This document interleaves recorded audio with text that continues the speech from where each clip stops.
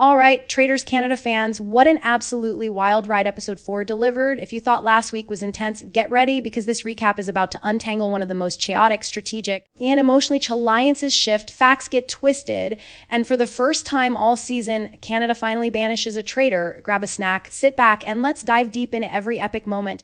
The game moves and the jaw-dropping ending that's changing everything. So we pick up right after the previous banishment with the house buzzing about Asfer's departure. The breakfast scene kicks off with lively chatter, bacon obsessions, and plenty of second guessing about who's really a traitor. Asfer's exit is still fresh, and everyone's dissecting the reasoning, with some calling out the lack of hard evidence behind the move. Kara and Kagla are quick to note suspicions that feel more personal than strategic, showing just how much trust is eroding in the group. As arrive for breakfast, paranoia ramps up. The absences of Venus, Kitten, Kara, and Shaughnessy set off alarm bells, especially since alliances are kind of up in the air. When each of them walks in, tension ebbs and flows, but when Kitten barely escapes being the last one in, you can see the mounting anxiety and how close everyone feels to the edge. Shaughnessy, the actual last to join, is met with nervous laughter and glances, sending a clear message that no one's feeling truly safe. Then things shift behind the scenes. Those masterminds operating in the shadows debate whether to kill Kitten or Shaughnessy, weighing the chaos each would cause. Kitten's social popularity makes her the perfect victim, and sadly, she pays the price. Her exit brings both sadness and praise for the Traitors' unpredictable, cunning strategy. There's a running theme now, T. The Traitors aren't just picking off threats. They're targeting beloved, unpredictable players to keep the rest guessing. With the breakfast drama still bubbling, conversations spring up everywhere.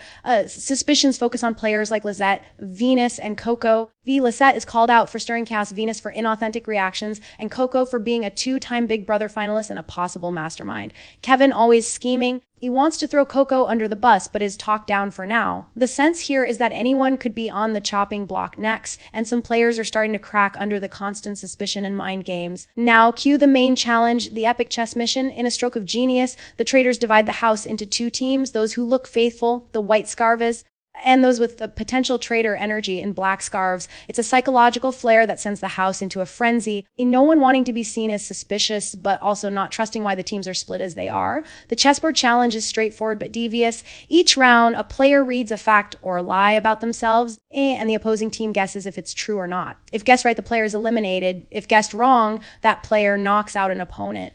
Shields are up for grabs, and one Hollinger is added to the pot for every player eliminated. Stakes high as ever. As the rounds go on, it's all about bluffing, trust, social knowledge, and reading people's nerves. Some facts are hilarious. Omar couldn't tie his shoes until he was 18. Some are deeply personal, but every incorrect guess sends ripples of suspicion. The black team utterly dominates, racking up $11 for the pot and snagging those coveted shields. For the faithfuls, though, this win feels bittersweet. Shields go to the safer players, leaving the vulnerable ones exposed to traitor pick off overnight. Bridge conversations are intense after the challenge. Kagla and Thompson clear some air after miscommunications, but suspicion lingers. Word spreads that Coco's name is floating as a potential traitor, and her reaction is candid yet frustrated. She wants people to confront her directly rather than whisper behind her back. This episode's drama isn't just alliances and game talk. It's raw emotion, players feeling betrayed by friends and scrambling to defend themselves. Now, the real chaos begins next, the round table. Everyone knows that with the banishment looming, nobody's guaranteed safety. Kevin takes the lead, citing facts, some real, some not so much, and targeting Coco for banishment. You convinced she's the gamer traitor. His argument pulls in echoes from previous missions, who sacrificed shields, who made risky moves, and who's manipulating group decisions. Others like Rhea and Dom take aim at Kevin, while Natalie and Shaughnessy face their own critiques. As players vote, chaos reigns. Votes are scattered. Kevin, Shaughnessy, Coco, Rhea, Omar, and Lisette all get called out. The tension is thick, every person visibly stressed and struggling to choose their side. In the end, Kevin receives the most votes and is brutally banished. But plot twist, Kevin, who's been one of the loudest, boldest, and seemingly calculated players, reveals he was a traitor. His reaction is epic. He's carried out, hamming it up as medically evacuated. And the faithfuls lose their minds. It's the first big traitor banishment of the season, completely changing the tone and trajectory of the game.